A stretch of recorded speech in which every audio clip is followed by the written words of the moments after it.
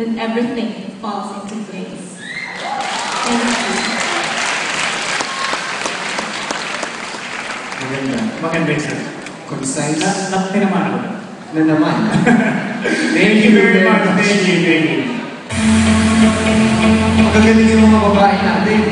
Mga ganang sumagot. Yes. And last, but not the least, Candidate number 6. Yvonne Carnoves.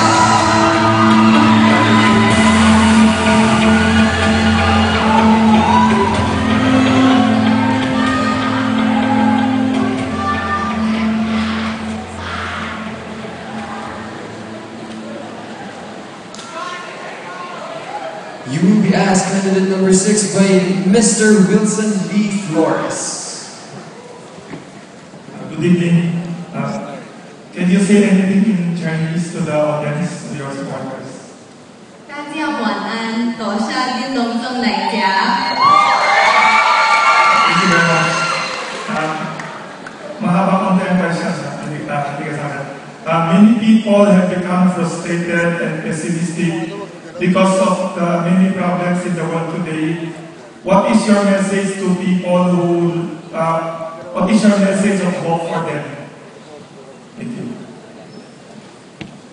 Well, I believe that crisis is really necessary in order for us to reconcile and have a better tomorrow. So I believe that we should always hold on to the little hope that we have and make the spark a real thing, a trailblazer. Thank you.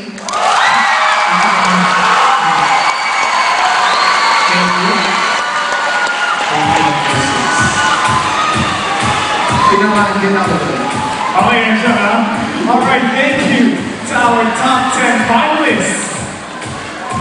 And that officially concludes all rounds of competition tonight. It's now up to our auditors and tabulators tally our judges scores, but meanwhile, we would like to thank